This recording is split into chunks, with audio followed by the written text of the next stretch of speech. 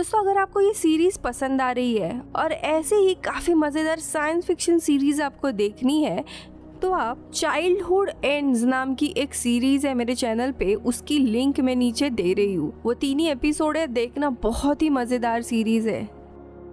Debris के 9th episode की शुरुआत में हम शेल्बी नाम के लड़के को देखते हैं जो जंगल से दौड़कर सीधा समुद्र में कूद जाता है, जहाँ पे नीचे उसे बहुत ही बड़ा डेब्रिस मिलता है जिसे छूकर वो टाइम ट्रैवल करते हुए कुछ समय पहले अतीत में चला जाता है और सीधा घर आकर वो अपनी बहन कैथलीन को ढूंढने लगता है, लेकिन उसे कैथलीन कहीं नहीं मिलती। उसके बजाय अब उसका एक छोटा भाई है स्टीफन, जिसे देखकर शेल्बी बहुत ही चौंक जाता है क्योंकि उसका कभी छोटा भाई था ही नहीं और अब उसकी बहन भी गायब हो चुकी है। दूसरी जगह हम देखते हैं फिनोला और ब्रायन को, जहाँ पे लास्ट नाइट जॉर्ज जोनास जब मोटेल में होते हैं तब ब्रायन उनसे पूछता है कि मैडॉक्स तुम्हारा भी बॉस था, लेकिन क्या तुम्हें पता है कि वो तुम्हें मारना क्यों चाहता है? लेकिन जॉर्ज को वापस जिंदा कर दिया था जिसके कारण उसे शॉर्ट टर्म मेमोरी लॉस हुआ था, इसीलिए उसे कुछ भी याद नहीं है। और अब जॉर्ज सोने जाता है, लेकिन सोने से पहले वो खुद को एल्यूमिनियम फॉइल से ढक देता है।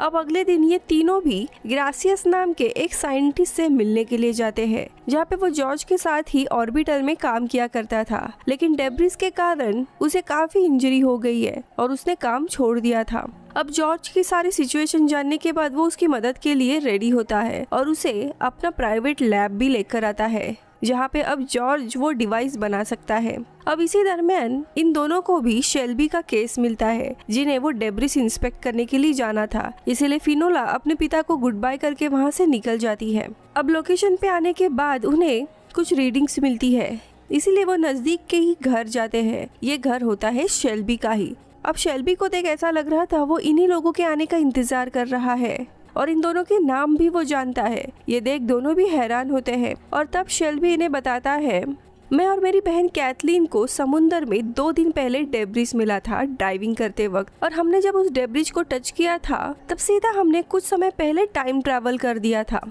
अब ये देख हमें काफी मजा आने लगा, इसीलिए हम बार बार टाइम ट्रैवल करने के लिए डेब्रिस को टच करते रहे, लेकिन एक टाइम के बाद सिर्फ मैं ही बाहर आया। मेरी बहन टाइम ट्रैवल के बाद बाहर आई ही नहीं, वो कहीं गायब हो गई और अब मैं उसे ही ढूंढने के लिए बार बार टाइम ट्रैवल कर रहा हूँ, लेकिन हर बार मैं एक ही लूप में वापस आ रहा हूँ और उस लूप में मैं तुम दोनों से भी काफी बार मिला हूँ। और सारी सच्चाई जानने के बाद फिनोला, तुमने अपने पिता जॉर्ज जोनास को कॉल किया था और उन्होंने मुझे सजेस्ट किया था कि मुझे वापस से जंप करना चाहिए जब तक मुझे मेरी बहन मिलती नहीं है। अब ये सुनने के बाद फिनोला अपने पिता को कॉल करके सारा किस्सा सुनाती है। अब जॉर्ज शेल्बी से कुछ सवाल करते हैं, जिसके बाद वो फिनोला को फोन उठाने के लिए कहते हैं और बताते हैं कि शायद ये लड़का झूठ बोल रहा है। मुझे नहीं लगता मेरे किसी भी वर्जन ने इसे टाइम ट्रैवल करते रहने के लिए कहा होगा, क्योंकि जितने बार भी ये टाइम ट्रैवल करके समय में पीछे जाएगा उतनी ही मल्टीपल रियलिटीज ओपन हो रही है और उतना ही स्पेस एंड टाइम के फैब्रिक को ये डैमेज कर रहा है। तुम्हें उसे कैसे भी रोकना होगा। लेकिन इनकी बातचीत चली रही होती है कि उसी समय शेल्बी को अंदाजा आ जाता है और इसीलिए वो वापस जंप करने के लिए भाग जाता है और डेब्रिस को टच करके वापस एक नया लूप शुरू होता है। अब इस पहले लूप के शुरुआत में हम फिनोला को उसके पिता ग्रेशियस के यहाँ पे देखते हैं, जहाँ पे ग्रेशियस जॉर्ज को उनकी लैब दिखाता है, जिसके बाद ब्रायन और फिनोला को वही शेल्बी के केस की डिटेल आते हैं और दोनों भी वहाँ जाने के लिए निकल जाते हैं।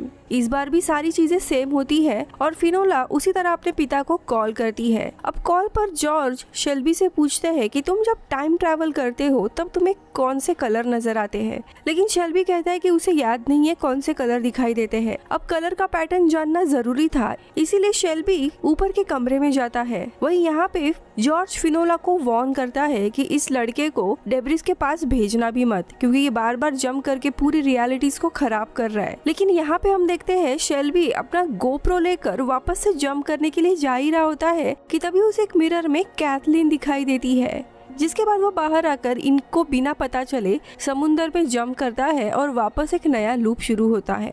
लेकिन इस लूप में हम देखते हैं ब्रायन के साथ कोई और ही पार्टनर होता है। तो यहाँ पे शेल्बी ने जंप मारने से पहले गोप्रो से सारे कलर रिकॉर्ड कर लिए थे, लेकिन अब फिनोला ही नहीं होती, यानी उसके पिता जॉर्ज जोनास से अब बात भी नहीं होगी। इसीलिए शेल्बी को रियलाइज होता है कि ये लूप यूजलेस है और ऐसा करते हुए वो वापस काफी सारे लूप में जंप करता है, क्योंकि हर बार ब्रायन का कोई नया पार्टनर होता है। अब ऐसे काफी लूप चलने के बाद फाइनली उसे फिनोला नजर आती है, जिसे देख शेल्बी राहत की सांस लेता है। लेकिन इस बार शेल्बी ने घर में काफी सारे मिरर लगाए होते हैं, जहाँ पे वो अपनी बहन के रियलिटी को इन मिरर के थ्रू देख सकता है।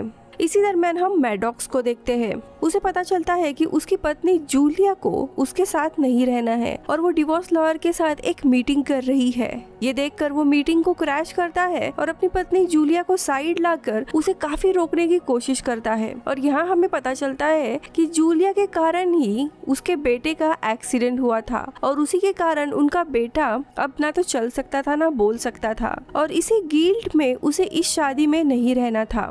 इसीलिए वो मैडॉक्स से अलग होना चाहती थी, लेकिन मैडॉक्स उसे काफी समझाने की कोशिश करता है, लेकिन जूलिया नहीं मानती और वहाँ से चली जाती है। तो यहाँ पे शेल्बी के घर पे देखते हैं, इस बार फिनोला के आते ही वो जॉर्ज को कॉल लगाती है और शेल्बी उन्हें सारी सच्चाई बताने के बाद बताता है कि उसने कौन कौन से कलर देखे थे। अब जॉर्ज एक थ्योरी लगाता है कि अगर तुमने इतने सारे लूप करने के बाद भी तुम अगर अपनी बहन को वापस नहीं ला सकते हो, तो इसका एक ही मतलब है कि तुम अंदर से नहीं चाहते कि वो इस दुनिया में एग्जिस्ट करे, क्योंकि डेब्रिस तुम्हारे डिजायर को एक तरह से पूरा करता है और कहीं ना कहीं तुम ऐसा चाहते हो कि तुम्हारी बहन रहे ही ना, और इसीलिए वो इस रियलिटी में वापस नहीं आ रही है। अब ये सुन के शेल्बी बहुत ही चौंक जाता है और किचन में जाके वो रोने लगता है। ब्रायन उसे समझाने आता है, तब वो बताता है कि जॉर्ज की बात एक्चुअली में सच है।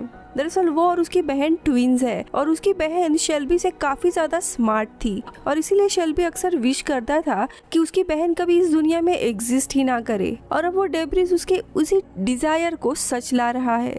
तो यहाँ पे फिनोला अपने पिता को बताती है कि मिरर से वो उसकी बहन को देख सकती है, यानी कि वो दूसरे रियलिटी को मिरर के थ्रू देख सकती है। तो उसके पिता उसे वार्न करते हैं कि ये लड़का तुमसे झूठ बोल रहा है, वो बार बार जंप कर रहा है और इसीलिए अब सारी रियलिटी एक दूसरे के साथ क्रैश होने वाली है। मुझे नहीं लगता मैंने इस लड़के को कभी भी सुझाव दिया होगा कि वो बार बार टाइम ट्रैवल करे। अब ये सुनते ही फिनोला गुस्सा हो जाती है और उसे पूछने जाती है, इसीलिए शेल्बी वहाँ से भागने लगता है। उसके पीछे पीछे ब्रायन भी भागने लगता है और वो भी पानी में जंप मारता है। दोनों भी डेब्रिस के पास पहुँच जाते हैं और उनके हाथापाई में डेब्रिस एक्टिवेट हो जाता है और शेल्बी और ब्रायन दोनों भी इस टाइम ट्रैवल करते हैं।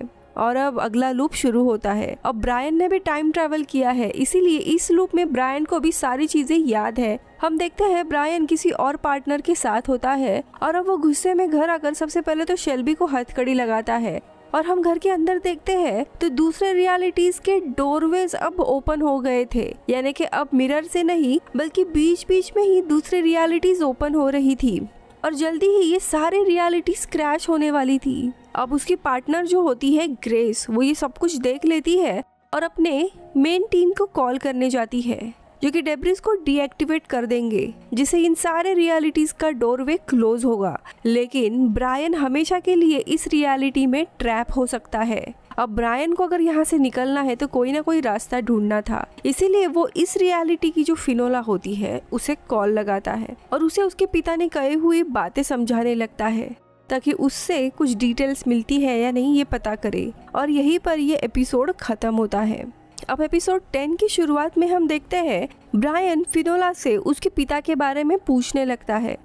तो वही दूसरी जगह साइट पर जल्दी ही टीम आने वाली है डेब्रिस को डीएक्टिवेट करने के लिए, इसीलिए ब्रायन एक प्लान बनाता है और वो शेल्बी के साथ वहां से भागकर और पानी में जंप मारते हैं और वापस एक नया लूप शुरू होता है। लेकिन इसके बावजूद ब्रायन जब अपनी आँख खोलता है तब वो देखता है कि वो अभी भी ग्रेस के साथ ही है। उसे समझ नहीं आता कि अब क्या गड़बड़ हुई और फिनोला के साथ वो क्यों नहीं है। इसीलिए जब दोनों भी शेल्बी के घर आते हैं तब वो ग्रेस को कुछ और देखने के लिए कहकर खुद शेल्बी को देखने जाता है, लेकिन इस बार की रियलिटी होती है शेल्बी की बहन कैथलीन की। यानी कि इस रियलिटी में शेल्बी एग्जिस्ट नहीं कर रहा है और यहाँ पे कैथलीन भी उसे सेम चीज बताती है जो शेल्बी ने बताई थी कि दोनों ने कैसे जंप मारा था, जिसके बाद शेल्बी गायब हुआ है और तब से कैथलीन भी यहाँ पे जंप मारे जा रही है ताकि वो अपने भाई के रियलिटी में जा सके। अब कैथलीन उसे घर लेकर आती है और हम देखते हैं दूसरे रियलिटीज के सारे पोर्टल ओपन हो गए हैं।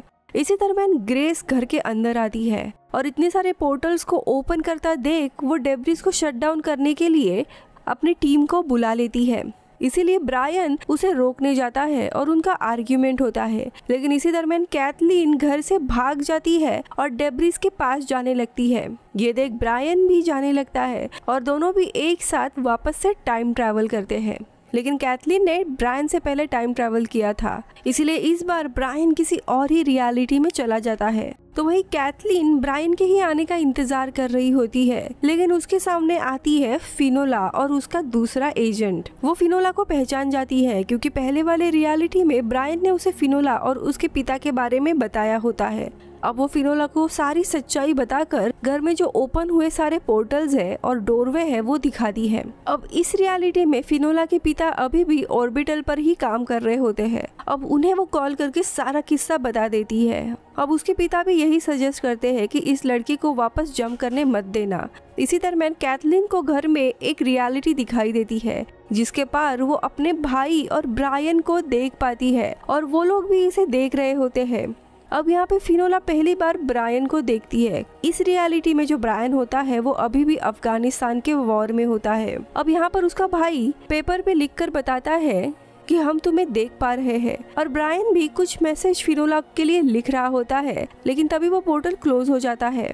अब कैथलीन फिनोला को कन्विंस करती है और वो दोनों भी जाकर वापस पानी में जंप मारते हैं। लेकिन इस बार फिनोला दूसरे रियलिटी से होती है, इसीलिए उसे कुछ भी याद नहीं होता। लेकिन सामने के पोर्टल पर ब्रायन और शेल्बी होते हैं। वो उसे बताते हैं कि तुम्हारे दूसरे वर्जन को इसका आंसर मिलने ही वाला था, लेकिन रियलिटी शिफ्ट हो गई है, इसीलिए उसे बायलैटरल डेविएशन इस टर्म का मीनिंग क्या है वो देखना होगा, जो कि फिनोला को पता नहीं होता। तो ब्रायन उसे अपने पिता से पूछने के लिए कहते हैं, लेकिन इस रियलिटी में जॉर्ज भी डेड होता है। इसीलिए अब कैथलीन उसे वापस कन्विंस करती है और दोनों भी जंप मारते हैं। अब इस रियलिटी में फिनोला को सारी चीजें याद होती है, लेकिन अभी भी उसका पार्टनर कोई और ही था और इस रियलिटी में उसके पिता भी जिंदा होते हैं और वो कैथलीन के घर जाकर उन्हें सारी चीजें बताते हुए बायलैटरल डेविएशन का मीनिंग पूछती है। तब सारी केस जानने के बाद उसके पिता बताते हैं कि ये दोनों भी ट्विंस हैं जिन्होंने साथ में जंप मारने के कारण ही ये लोग अलग अलग रियलिटीज में टाइम ट्रैवल कर रहे हैं। अब इन्हें अगर अपने ओरिजिनल रियलिटी में जाना होगा तो इन दोनों को भी सेम टाइम पर डेब्रिस में टाइम ट्रैवल करना होगा और तभी ये दोनों अपनी रियलिटी में वापस जा सकते हैं और ये सारी चीजें अपने आप सिंक हो जाएंगी। यानी कि उनके एक साथ टाइम ट्रैवल करने के बाद ये सारे रियलिटीज के डोरवे भी क्लोज हो जाएंगे। अब यही चीज फिनोला पेपर पर इन्हें लिखकर बताती है, लेकिन इन दोनों के साथ फिनोला और ब्रायन को भी जंप मारना पड़ेगा क्योंकि उन्होंने भी काफी बार टाइम ट्रैवल किया है और 2 मिनट का टाइमर सेट करके ये लोग निकल जाते हैं। जिसके बाद ये चारों भी अपने अपने रियलिटीज में जाकर सीधा डेब्रिस को टच करके टाइम ट्रैवल कर देते हैं और नेक्स्ट लूप में हम ब्रायन और फिनोला को साथ में देखते हैं, लेकिन इन्हें पहले के लूप का कुछ भी याद नहीं होता। जिसके बाद डेब्रिस की ही इन्वेस्टिगेट करते हुए ये लोग शेल्बी के घर पहुंचते हैं, जहाँ पे फाइनली हम शेल्बी और उसकी बहन कैथलीन को साथ में देखते हैं। इन दोनों को सब कुछ याद होता है क्योंकि वो दोनों मेन कैरेक्टर थे जिन्होंने टाइम ट्रैवल करके अलग अलग रियलिटीज के डोरवे ओपन किए थे। अब वो दोनों भी इन्हें अंदर लेते हैं और अभी तक जो भी हुआ था वो सारी सच्चाई बता देते हैं। जिसके बाद इनकी टीम आती है और डेब्रिस को डीएक्टिवेट करके लेकर जाती है और इसी तरह ये टाइम लूप खत्म होता है। वही एपिसोड के एंडिंग में देखते हैं इन्फ्लक्स का जो टेररिस्ट लीडर होता है वो एक ऑफिसर जो उसके लिए खाना लेकर आया था उसे पकड़ लेता है और उसके हाथ में कुछ लगाता है। जिसके बाद जब वो ऑफिसर सिक्योरिटी कोड से डोर ओपन करता है तो वो कोड इस टेररिस्ट को भी पता चल जाता है और यहीं पर ये एपिसोड खत्म होता है। दोस्तों अगर आप यहाँ तक रुके हो तो प्लीज एक लाइक कर दीजिए और मुझे कमेंट्स में हाय जरूर कहिए। डेब्रिस के 11वें एपिसोड की शुरुआत में फिनोला और ब्रायन को देखते हैं जो नेक्स्ट केस के लिए कहीं पे जा रहे होते हैं। कि तभी फिनोला अपने पिता को कॉल करती है और उसे पता चलता है कि जॉर्ज वर्जीनिया नाम की जगह पे जा रहे हैं, क्योंकि वहाँ पर बहुत ही बड़े बड़े एंटीना फील्ड है और उसके कुछ डिटेल्स उसे लेने हैं अपने प्रोजेक्ट के लिए। ये सुन के फिनोला काफी गुस्सा होती है, क्योंकि इससे CIA को पता चल सकता है कि जॉर्ज जिंदा है, लेकिन जॉर्ज उसे समझाता है कि सब कुछ ठीक होगा। वही दूसरी जगह एक टीम डेब्रिस को ढूंढ रही होती है। उन्हें एक औरत मिलती है जंगल में, जिससे डेब्रिस वाले ही सिग्नल जनरेट हो रहे थे। अब ये लोग तुरंत अपने पूरी टीम को वहाँ पे बुलाते हैं और पता चलता है कि इसका नाम मैरियल है। उसे पूछने पर वो बताती है कि उसे ब्रायन से मिलना है। अब इस केस के बारे में इन दोनों को बताया जाता है और तुरंत ये दोनों भी वहाँ पर आ जाते हैं और ब्रायन को उसकी टीम मेंबर बताता है कि ये इस जंगल में आ रही होती है और डेब्रिस की जो फील्ड होती है वो उसे फॉलो कर रही थी, लेकिन अचानक से वो फील्ड गायब हो गई है, यानी कि शायद वो डेब्री अब मैरियल के अंदर है। इसीलिए अब ब्रायन भी उसके पास जाकर उसे कहता है कि मेरा ही नाम ब्रायन है, तुम्हें मुझसे बात करनी थी। लेकिन मैरियल मानो ब्रायन की मेमोरीज रीड करने लगी और वो उसके लाइफ में हुए अलग अलग रैंडम कन्वर्सेशन उसके सामने बोलने लगती है। अब ये लोग आसपास डेब्रिस ढूंढने लगते हैं और मीनवाइल मैरियल को ऑर्बिटल लाया जाता है, यानी उनके लैब में। अब उसके शरीर के आसपास कोई भी रीडिंग्स नहीं आ रही थी, यानी कि डेब्रिस का असर अब उस पे नहीं है। इसीलिए फिनोला और ब्रायन उससे मिलने जाते हैं और इस बार मैरियल अफगानिस्तान में हुए ब्रायन के लास्ट मिशन के बारे में कुछ किस्से बोलने लगती है, जिसे ब्रायन बहुत ही स्ट्रेस में आता है और उसे पूछता है कि तुम्हें ये सब कुछ कैसे पता। लेकिन अचानक से मैरियल उसका हाथ पकड़ लेती है, जिससे ब्रायन उसी मेमोरी में चला जाता है। वही ब्रायन को हम अफगानिस्तान में देखते हैं अपने साथियों के साथ और ये सारा एक्सपीरियंस वो वापस जीने लगता है। वही रियल लाइफ में ब्रायन एक ट्रांस में चला जाता है। वही फिनोला और डॉक्टर उसे वापस लाने की कोशिश करने लगते हैं। अब हम अफगानिस्तान में देखते हैं जहाँ पे ब्रायन ड्यूटी पर होता है और तभी एक जगह जाते हुए वो आसला नाम की एक लड़की से मिलता है, जिसे ब्रायन ने कुछ दिन पहले ही बचाया था। वो लड़की ब्रायन से कहती है कि मुझे पता है कि तुम लोग मेरे गांव में छुपे हुए टेररिस्ट को पकड़ने के लिए आए हो, लेकिन इसमें मेरे दादाजी भी मारे जाएंगे, सो प्लीज तुम्हें उन्हें सेफ रखना है। अब ब्रायन ये सब कुछ सुनने के बाद पहले तो हिचकिचाता है, लेकिन वो उससे प्रॉमिस करता है कि वो उसे और उसके दादाजी को सेफ रखेगा।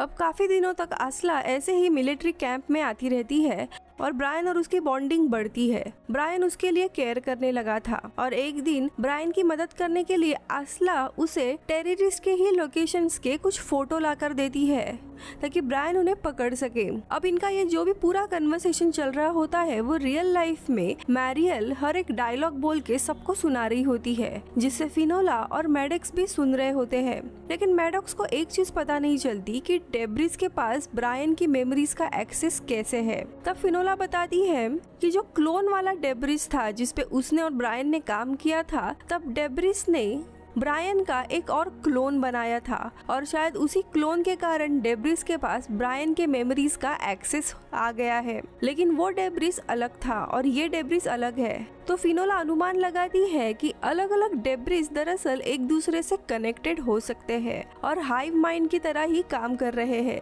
यानी कि कोई एक मेन डेब्रिस होगा जो बाकी डेब्रिस के साथ कम्युनिकेशन करता है और उसी मेन डेब्रिस में ब्रायन की मेमोरी हो सकती है।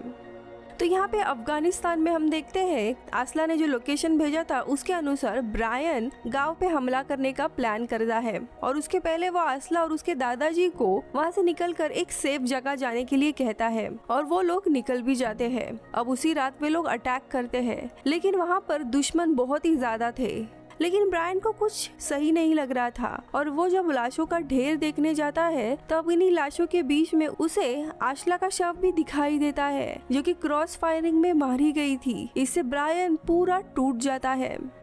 अब वो अगले दिन उसके दादाजी जो कि सेफ लोकेशन पे थे उसके पास आसला का शव दे देता है। तब दादाजी बताते हैं कि दरअसल गांव में टेररिस्ट यानी कि वो दुश्मन बहुत ही ज्यादा होने वाले थे जिसे तुम लोगों को खतरा हो सकता था, इसीलिए आसला यही बात बताने के लिए वापस आ गई थी ताकि तुम्हें ऐसा न लगे कि आसला ने तुम्हें धोखा दिया है। अब ये सुनते ही ब्रायन पूरा टूट जाता है कि उसके कारण शायद वो बच्ची मारी गई है। और ये पूरा स्ट्रेस और दुख उसके मन में वापस आ जाता है जो उसने काफी साल पहले ऑलरेडी एक्सपीरियंस किया था। तो यहाँ पे बाहर हम देखते हैं डॉक्टर्स अब ब्रायन के ब्रेन को शॉक दे रहे होते हैं ताकि उसे ट्रांस से बाहर लेकर आए। वही ब्रायन के मेमोरीज में हम देखते हैं कि वो काफी डिप्रेस मोड में एक पहाड़ पर था और तभी उसे एक जगह पर मैरियल बैठी हुई दिखाई देती है। तो वो उसके पास जाता है और पूछता है कि तुमने ये सब कुछ मुझे वापस क्यों एक्सपीरियंस करवाया। तो मैरियल उसे बताने जाती है और वो ब्रायन से हैंडशेक करने के लिए कहती है। ब्रायन उसे छूने जाने ही वाला होता है कि यहाँ पर शॉक थेरेपी के कारण उसे होश आ जाता है। अब होश में आते ही उसकी मेमोरी पूरी बंद हो जाती है और वो तुरंत मैरियल के पास जाने लगता है ताकि उससे पूछे कि उसने ये वाला एक्सपीरियंस उसे वापस क्यों दोहराया। लेकिन अब यहाँ पता चलता है कि मैरियल अब मारी गई है और ब्रायन उसी सदमे में रहता है। अब थोड़े समय के बाद जब वो रिलैक्स होता है तब वो मैडॉक्स से कहता है कि तुम लोगों ने मुझे गलत समय पर जगाया। मैरियल जवाब देने ही वाली थी कि डेब्रिस ने मेरी यही मेमोरी क्यों चुनी, लेकिन अब उसका जवाब नहीं है। वही आगे फिनोला को वो बताता है कि डेब्रिस एक्चुअल में एक लिविंग बीइंग हो सकता है जो इंसानों के बारे में सीख रहा है। अब एपिसोड के आखिरी में हम देखते हैं एरिजोना में एक नेटिव इंडियंस को जो किसी लाइट ऑफ बॉल की तलाश कर रहा होता है और कहता है कि अब समय पास आ गया है और वही सनसेट में एक जगह पे बैठ जाता है और ये एपिसोड यही खत्म होता है। एपिसोड 12 की शुरुआत में हम ऑर्बिटल सेंटर में देखते हैं जहाँ पर डीएक्टिवेटेड डेब्रिस को रखा गया होता है, लेकिन अचानक से काफी सारे बॉक्सेस अपनी जगह से हिलने लगते हैं और एक एक करके डेब्रिस एक्टिवेट होकर इधर उधर उड़ने लगते हैं जिसमें एक आदमी मारा भी जाता है। तो यहाँ जॉर्ज जोनास को देखते हैं जो अबैंडन सैटेलाइट स्टेशन पर आता है। तभी वहाँ पर फिनोला और ब्रायन भी आ जाते हैं। यहाँ पे फिनोला जॉर्ज के लिए काफी टेंशन में होती है, लेकिन जॉर्ज को इससे कोई भी फर्क नहीं पड़ रहा था। वो बताता है कि वो एक मेन डेब्रिस जिसे गेम चेंजर कहते हैं उसे सैटेलाइट की मदद से ढूंढना चाहता है जो बाकी सारे डेब्रिस को पूरी दुनिया से ढूंढ पाएगा और ये डेब्रिस आसपास की जगह पर ही है। अब उसे ढूंढने के लिए ही उसे लगारिस फाइल चाहिए होती है जिसमें कुछ इक्वेशंस थे और फिनोला ने ये फाइल्स ले ली होती है जो उसे दे देती है। लेकिन फिनोला अभी भी श्योर नहीं है। वो अपने पिता से पूछती है कि उनका बॉस यानी कि मैडॉक्स उन्हें मारना क्यों चाहता था। तो जॉर्ज कहता है कि उसे ठीक से तो याद नहीं है, लेकिन उसे लगता है कि मैडॉक्स हमेशा जॉर्ज को कंट्रोल करना चाहता था ताकि मैडॉक्स जैसे चाहे वैसे डेब्रिस के पीसेस को यूज कर सके, लेकिन जॉर्ज ने उसे ऐसा करने नहीं दिया था। शायद इसी डिफरेंसेस के कारण वो जॉर्ज को मारना चाहता है, लेकिन फिनोला को ये रीजन श्योर नहीं लगता। अब इसी दरमियान ऑर्बिटल में जो इंसिडेंट हुआ था उसके चलते दोनों को भी वहाँ पे आना पड़ता है। जब ये मैडॉक्स उन्हें बताता है कि अंदर कुछ लोग और भी फंसे हुए हैं और शायद कोई और ही इन डेब्रिस को रिमोटली कनेक्ट कर रहा है, लेकिन अंदर जाने पर ये लोग देखते हैं कि लैब के लोग अभी भी अंदर है और वो काफी सारे बॉक्सेस को एक लाइन में रख रहे हैं। ये सारे लोग शायद से डेब्रिस के कारण ही इन्फ्लुएंस हो गए थे। जिसके बाद हम देखते हैं ये बॉक्स एक एक करके हवा में उड़ के टेलीपोर्ट हो जाता है और कुछ ही मिनटों के बाद वो बॉक्स वापस आता है टुकड़े होकर, लेकिन उसमें से डेब्रिस कहीं गायब हो गया था। यानी कि बीच में कोई डायमेंशन है जो इन डेब्रिस को गायब कर रहा है। अब जो स्टाफ अंदर था उन्हें मेडिकल बे में लाया जाता है, लेकिन अभी भी वो कोई रिस्पॉन्स नहीं दे रहे थे। वही फिनोला और ब्रायन जहाँ पे बॉक्सेस गायब हो रहे हैं उस प्रॉपर लोकेशन पे चेक करते हैं और उन्हें समझ आता है कि वहाँ पे कुछ ग्रेविटेशनल फोर्स है और उसी के अंदर जाने पर वो पीसेस गायब हो रहे हैं। वही जिन लोगों को बाहर लेकर आए थे वो अचानक से वापस जग जाते हैं और उसी वेयरहाउस में आ जाते हैं कठपुतली की तरह और बाकी लोगों की तरह ही लाइन में खड़े हो जाते हैं। अब लेसर नाम का फिनोला का एक साथी इन लाइन में रखे हुए बॉक्सेस को उठाकर बाहर रखने जाता है, लेकिन वो भी पावरफुल फोर्स से दूर फेंका जाता है और बाकी लोगों की तरह वो भी कठपुतली बन के लाइन में खड़ा हो जाता है। वही लाइन में पहले वाला जो आदमी खड़ा था वो अटैक के कारण मारा जाता है। अब फिनोला अपने पिता जॉर्ज को कॉल करती है तो जॉर्ज उससे अभी तक दूसरे डायमेंशन में गए हुए डेब्रिस का कोड मांगते हैं और फिनोला उन्हें बता देती है। जो सर्च करके जॉर्ज बताते हैं कि ये कोई रैंडम डेब्रिस नहीं है, ये डेब्रिस की एक सीरीज है जो एक दूसरे से कनेक्टेड है और अगर एक साथ इन डेब्रिस के कांटेक्ट में कोई भी इंसान आता है तो उनका ब्रेन डैमेज हो सकता है, और वही इन बाकी वर्कर्स के साथ हुआ है। अब जॉर्ज उसे सजेस्ट करता है जो भी इनविजिबल डायमेंशन बीच में क्रिएट हुआ है, जो डेब्रिस को गायब कर रहा है, उसकी पोलैरिटी को कम करे। अब फिनोला अपने टीम के मदद से उस पोलैरिटी को निगेटिव कर देती है। अब इसके कारण सारे बॉक्सेस उड़ना बंद हो जाता है, लेकिन तभी फिनोला को बेसमेंट में काफी सारी एनर्जी वेव्स डिटेक्ट हो जाती है। इसीलिए अब ये दोनों भी नीचे आते हैं, जहाँ पे उन्हें सीलिंग पर काफी बड़ा डेब्रिस का पीस लगा हुआ दिखाई देता है। ठीक उसी के ऊपर वो ग्रेविटेशनल फोर्स थी। अब ये नीचे का जो हिस्सा था वो दूसरे डिपार्टमेंट की लैब थी, जहाँ पर डेब्रिस को एज अ वेपन बनाने यानी बॉम्ब बनाकर उसे इंसानों पे यूज करने का काम चल रहा था। ये देख फिनोला और खुद ब्रायन बहुत ही ज्यादा चौंक जाते हैं। इतना ही नहीं, फिनोला देखती है कि यहाँ पर उसके पिता यानी जॉर्ज के बनाए हुए नोट्स और इक्वेशन का ही यूज करके बॉम्ब बनाया जा रहा है। ये देख वो काफी गुस्सा हो जाती है और बाहर आकर मैडॉक्स को कन्फ्रंट करती है और कहती है कि तुम बार बार टेररिस्ट का नाम ले रहे हो, लेकिन तुम लोग भी वही कर रहे हो। लेकिन मैडॉक्स उसे समझाता है कि हमें डेब्रिस का इम्पैक्ट जानने के लिए उसे वेपन की तरह करना ही पड़ा, और बाकी के सारे देश भी यही कर रहे हैं। तो यहाँ पे हम लैब में देखते हैं ब्रायन जब चीजें देख रहा होता है तब उसे एक विजन आता है, और लास्ट एपिसोड वाली जो लेडी होती है जिसने उसे ट्रांस में डाला था वो वहाँ पे आ जाती है और कहती है कि तुम्हें तुम्हारे सवालों के जवाब मिल जाएंगे। और ब्रायन भी एक तरह से हिप्नोटाइज होता है और उससे हैंडशेक कर देता है, जिसके कारण वो भी डेब्रिस के इन्फ्लुएंस में आ जाता है। अब थोड़े समय के बाद वो फिनोला को आके बताता है कि डेब्री ने मेरे साथ उसी लेडी द्वारा कांटेक्ट किया था और हमें डेब्रिस जो चाहता है वो करने देना चाहिए। दरअसल डेब्रिस एक बहुत ही बड़ी चीज कंस्ट्रक्ट कर रहा है, और अगर वो एक बार कंस्ट्रक्ट होती है तो ये सारे लोग रिलीज हो जाएंगे, कोई भी मारा नहीं जाएगा। फिनोला पहले तो मना कर देती है, लेकिन उसके काफी मनाने के बाद वो मान जाती है और इन्होंने जो पोलैरिटी निगेटिव में डाली थी वो वापस नॉर्मल कर देती है, जिसके कारण एक एक करके सारे बॉक्सेस उसे डायमेंशन में चले जाते हैं। जिसके बाद ये लोग नीचे आकर नीचे का जो डेब्रिस होता है उसमें भी एक दूसरे डेब्रिस का पीस जोड़ देते हैं, जिसके कारण वो नीचे का डेब्रिस कंप्लीट हो जाता है और वो भी ऊपर आके उसी इनविजिबल डायमेंशन में गायब हो जाता है। अब उसके बाद वहाँ पर एक बहुत ही बड़ी एनर्जी का स्फीयर अपीयर होता है, जिसे देखकर सभी लोग काफी चौंक जाते हैं, और यही है बॉल ऑफ लाइट। ये वही लाइट ऑफ बॉल है जिसके बारे में काफी सारे एपिसोड में डिस्कस भी किया था। सभी लोग इसे देख हैरान थे, जिसके बाद वो बॉल फैसिलिटी के बाहर आकर कहीं गायब हो जाता है, जिसके बाद जितने भी लोग उसके इन्फ्लुएंस में थे वो बाहर आ जाते हैं। वही दूसरी जगह CIA की जो फैसिलिटी में इन्फ्लक्स ग्रुप का हेड होता है वो मेडिकल इमरजेंसी का नाटक करके डॉक्टर के पास जाता है और डॉक्टर को मार पीट के जबरदस्ती उसे डिफाइब्रिलेटर से शॉक देने के लिए कहता है। और जैसे ही उसे शॉक आता है वो टेलीपोर्ट होकर दूसरी जगह पहुंचता है और एक कार लेकर अपने लोगों से जाकर मिलता है। तो यहाँ पे फिनोला को उसके पिता का कॉल आता है, जो बताते हैं कि जो पीसेस वो ढूंढ रहे थे उसकी लोकेशन मिल गई है, और अगले ही दिन ये लोग वहाँ जाने के लिए सोचते हैं। लेकिन समहाउ ये बात टेररिस्ट का जो लीडर होता है अभी भागा था उसे भी पता चल जाती है, और वो लोग भी उसी लोकेशन पे जाने निकलते हैं, और ये एपिसोड यही खत्म होता है। अब शुरू होता है सीरीज का आखिरी एपिसोड। फिनोला और ब्रायन ऑन द वे थे, तभी मैडॉक्स उन्हें बताता है कि टेररिस्ट का लीडर फैसिलिटी से भाग गया है, और एक्सरे से उन्हें पता चला है कि उसके शरीर में काफी सारे डेब्रिस के पीसेस थे, जिसके कारण वो हाई एनर्जी से वहाँ से टेलीपोर्ट हो पाया। वही दूसरी जगह पे हम देखते हैं कुछ लोग पहाड़ी पर आकर एक जगह पे देखे जा रहे थे, मानो कि वो हिप्नोटाइज हो, और सभी लोग अचानक से काफी इमोशनल होने लगते हैं।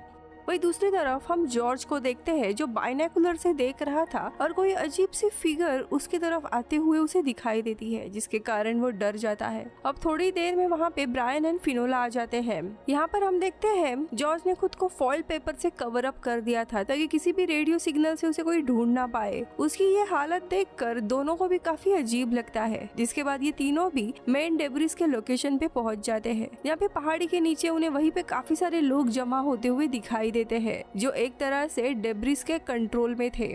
अब ये सब कुछ देखकर ब्रायन थोड़ा गुस्सा हो जाता है कि अब ये लोग डेब्रिस के ही घेरे में आ गए हैं और इन्होंने कोई भी हैजमेट सूट नहीं पहना है, यानी इनके ऊपर भी असर हो सकता है। लेकिन जॉर्ज उसे इंश्योर करता है कि ऐसा कुछ भी नहीं होगा। जिसके बाद ये लोग पहाड़ी के ऊपर आ जाते हैं जहाँ पे एक बहुत ही बड़े डेब्रिस का पीस उन्हें मिलता है। अब इस डेब्रिस को लेके जाना था, इसीलिए ब्रायन इसे ऑफ करने का सामान नीचे से लेने के लिए जाता है।